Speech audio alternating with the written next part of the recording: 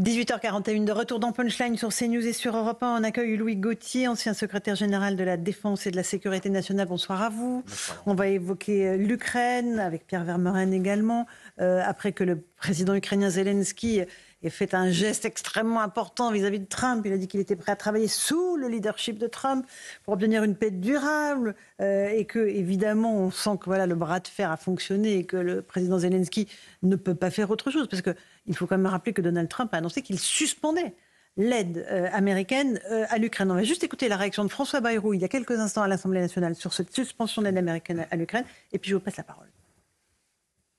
L'annonce que les États-Unis stoppaient désormais les livraisons d'aide à l'Ukraine.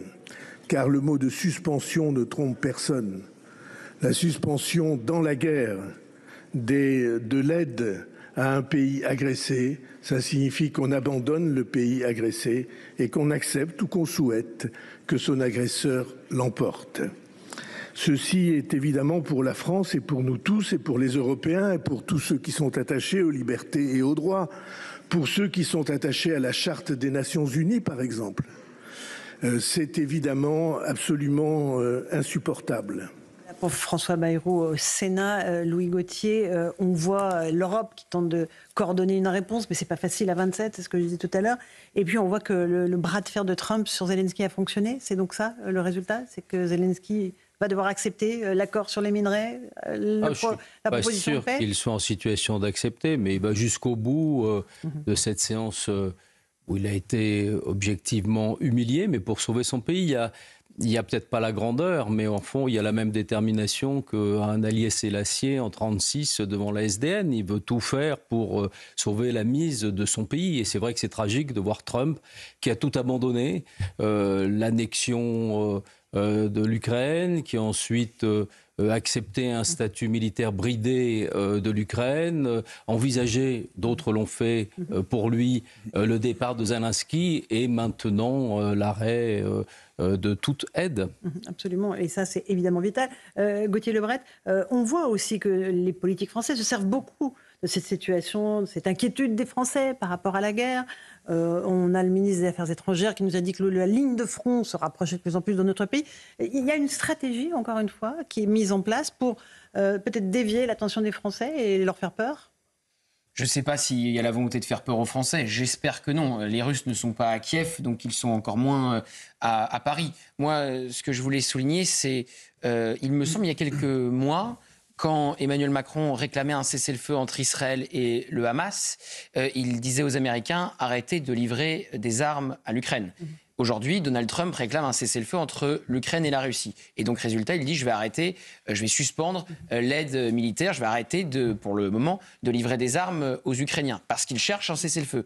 Donc, quand c'est Trump qui veut un cessez-le-feu entre l'Ukraine et la Russie et qui arrête les armes, ça c'est un traître, pour reprendre les mots d'Édouard Philippe ce matin. Mais quand c'est Emmanuel Macron, alors que nous ne livrons pas d'armes à Israël et qui demande aux Américains d'arrêter la livraison d'armes, ça va dans le bon sens. Donc il y a le bon et le mauvais cessez-le-feu. Ce que Rachel a appelé très justement le cessez-le-feu à géométrie variable. C'est quand même intéressant de le souligner. Et d'un pur point de vue du résultat, ce qu'a dit Volodymyr Zelensky cet après-midi, disant qu'il veut travailler sous la direction de Donald Trump. Sous le leadership. Donc là, ça veut dire évidemment que c'est une nouvelle victoire diplomatique et politique pour Donald Trump. On peut juger que cette victoire n'est pas bonne, qu'elle est trop brutale.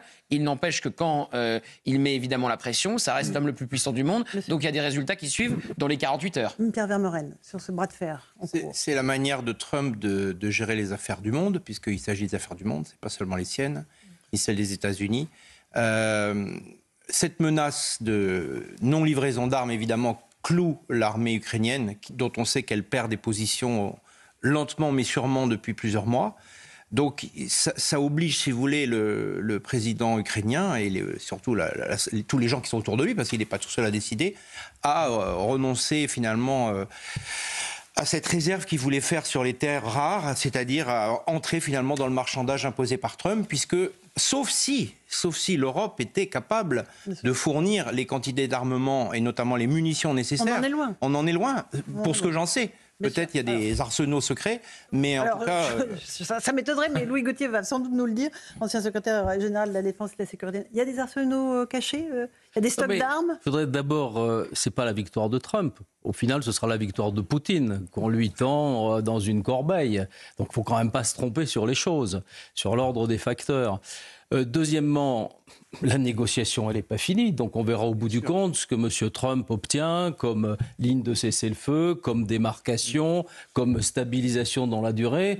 Et les conditions de ce cessez-le-feu, parce que vous l'avez dit tous, ont un impact indirect sur notre sécurité. Bien sûr, on ne va pas faire la guerre à la Russie, mais la manière dont ce conflit se termine est quand même soit un coup d'arrêt à des actions de déstabilisation de la Russie sur l'Europe, soit c'est la continuation, et notamment c'est le dernier paquet de cette négociation, qui est notamment sur la possible levée des sanctions et le contrôle du cessez-le-feu et les garanties apportées à l'Ukraine. Et pour en revenir à la France, parce que là quand même on fait peur aux Français, c'est très clair Louis Gauthier. On leur dit la guerre est à vos portes, nous n'avons pas assez d'armes, nous n'avons pas assez de munitions, et on serait prêt à partager notre dissuasion nucléaire ?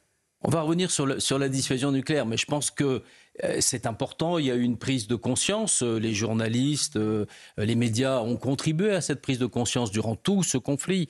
Mais là, c'est vrai qu'on arrive à une heure de vérité, qui est l'arrêt du conflit sur ce qui finalement sera un échec pour l'Ukraine. Et la question qui se pose, c'est derrière celle-là, c'est le risque que, de la même manière que Trump agit aujourd'hui à l'égard des Ukrainiens, il agisse de la même manière à l'égard des Européens et retire une garantie dans l'OTAN qui assurait la cohérence opérationnelle de notre sécurité collective. Et donc là, il y a forcément un besoin de réarmement des Européens. Et au-delà de la prise de conscience, de montrer qu'il y a la nécessité d'un débat public. Il faut que ce débat ait lieu au Parlement. Il va avoir lieu dans tous les pays, avec une attention particulière en France. C'est qu'on est sur des sujets, la défense nationale, qui ont été des sujets consensuels depuis le général de Gaulle, qu'une cristallisation sur ces questions ont évité, contrairement à bien d'autres sujets, une querelle nationale. Et donc, il y a un certain nombre de sujets qu'il faut aborder, mais il faut les aborder avec de la préparation et avec de la précaution. On est aujourd'hui, je pense, dans une phase de préparation ou d'en rentrer dans l'atmosphère d'un certain nombre de débats, celui de la dissuasion en est un. Louis de Ragnel. Oui, Louis Gauthier, j'avais une question pour vous. Vous avez été SGDSN, donc vous connaissez parfaitement tous ces sujets-là. Secrétaire général de la Défense et de la Sécurité nationale. Ah mais je le dis comme ça. Exactement. Qui a un spectre extrêmement large, mais c'est un poste extrêmement stratégique sur toutes ces questions-là. Et donc vous avez vu la préparation ou l'impréparation de la France et de nos partenaires européens. Aujourd'hui, on entend beaucoup d'Européens qui disent c'est horrible, Trump est en train de nous lâcher, de nous abandonner. Ce que Trump d'ailleurs nous avait prévenu, nous avait un peu mis en garde avant son élection. Et est-ce que vous avez le sentiment que les pays européens aujourd'hui ont vraiment envie de devenir responsables, de devenir autonomes et de ne plus compter réellement sur le parapluie, le bouclier américain? Parce qu'en fait, on entend plein de déclarations d'intention. Oui, bien sûr, la réponse après. Mais je prends un exemple sur la question de l'industrie de défense. Aujourd'hui, nous, on a des belles capacités, mais personne n'achète nos produits chez nos partenaires européens. Je pense notamment au Rafale. Les partenaires européens sont tout le temps en train de dire qu'il faut plus d'Europe, mais ils n'achètent pas nos produits. Louis Gauthier. Alors, la France a quand même été toujours pionnière pour essayer de convaincre les Européens de faire davantage ensemble, ça c'est évident. Alors maintenant, tout le monde se précipite, fait des déclarations, annonce des crédits, tout ça est très 800 heureux. milliards. 800 milliards, c'est très bien. Mais il faut mettre de l'ordre dans tout ça pour arriver, au fond, je disais, on ne va pas faire la guerre à la Russie.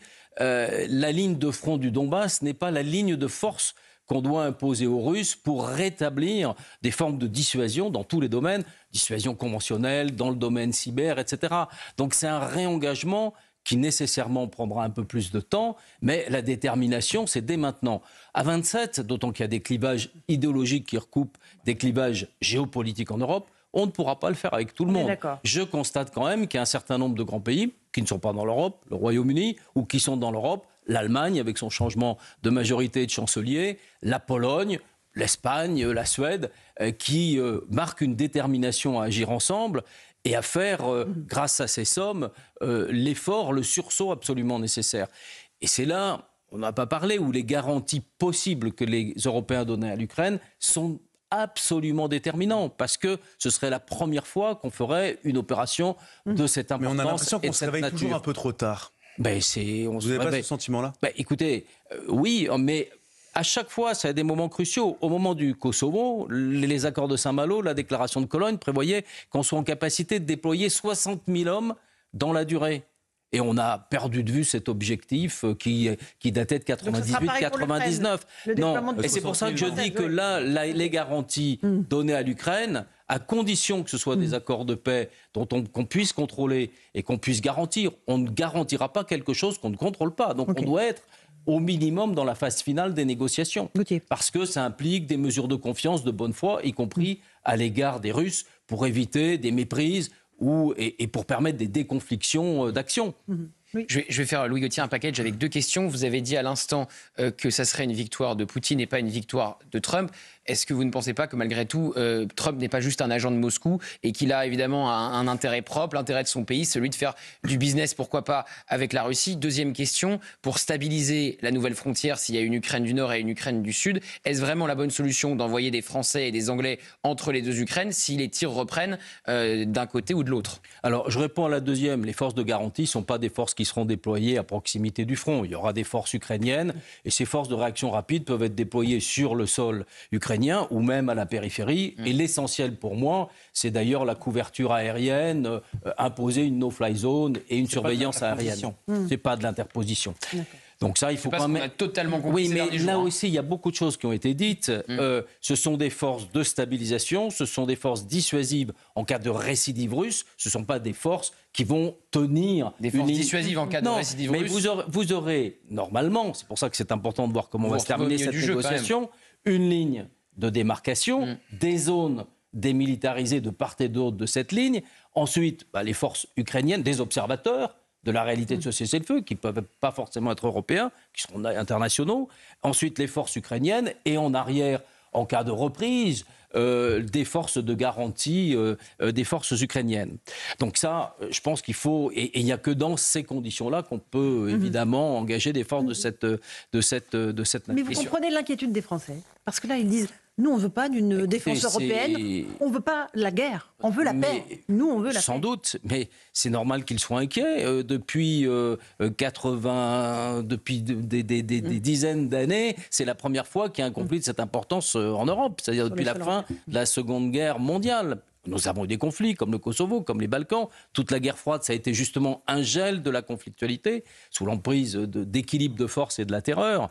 Voilà, donc c'est normal qu'ils soient inquiets, mais l'idée, c'est justement de cautériser la plaie, de fermer la blessure. Elle se fait aujourd'hui sur des conditions qui ne sont pas optimales, c'est évident pour les Ukrainiens, mais il faut accompagner ce retour vers une paix, vers une stabilisation, sans doute aussi, le moment venu, vers des discussions qui amèneront à aller vers... Pierre Vermeuren. Alors, mais je n'ai pas dit ça. Oui. Mais vous savez, la guerre, c'est une épreuve de volonté.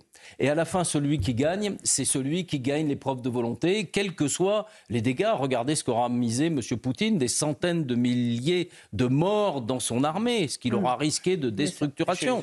Pierre Vermeuren. Les Européens, il faut qu'ils comprennent que, selon le vieux proverbe romain, si tu veux la paix, prépare la guerre. Donc c'est relativement incontournable. Si les Américains se désengagent, ce que Trump avait dit il y a 8 ans, sauf que tout le monde s'était dit qu'il était un peu fada et que ça n'allait pas durer, mais on voit que dans la durée, ça s'impose. Quant à la garantie de sécurité, les États-Unis, à mon avis, si leur intérêt est de pomper le sol ukrainien sur des très grandes surfaces et avec des investissements considérables pour des revenus et des investissements considérables, ils vont, à leur manière, je n'en sais rien, mais je suppose que s'ils vont investir, c'est pas pour se faire prendre leur gain, et que donc leur butin, exactement, leur butin de guerre qu'ils n'ont pas vraiment fait, mais qu'ils vont récupérer. Et donc, à leur manière, ils sont aussi une force de stabilisation à côté des Européens et de l'armée ukrainienne qui a montré son immense valeur en dépit de ce petit pays. Ce qui interroge d'ailleurs sur la valeur d'une armée d'un continent quand un seul pays peut tenir tête à l'armée russe. On le voit avec Israël au Moyen-Orient, on le voit avec l'Ukraine. c'est plutôt l'organisation qui compte que le nombre, finalement, on se demande. Eh bien, écoutez, merci beaucoup d'avoir participé à ce débat. Merci Louis Gauthier, Jules Torres, Pierre Vermeuren, Gauthier Lebret, que l'on retrouve à 21h. Absolument, avec au menu politique. Évidemment, l'Ukraine, la crise aussi avec l'Algérie, et puis cette qualification pour meurtre sur le policier qui a fait feu sur Naël. Et vous serez avec Rachel Kahn notamment. Toujours, je ne peux pas me passer d'elle. Et Louis de Ragnel, dans un instant, Christine Kelly sur CNews, Pierre de Villeneuve sur Europe 1. Bonne soirée à vous sur nos deux antennes. À demain.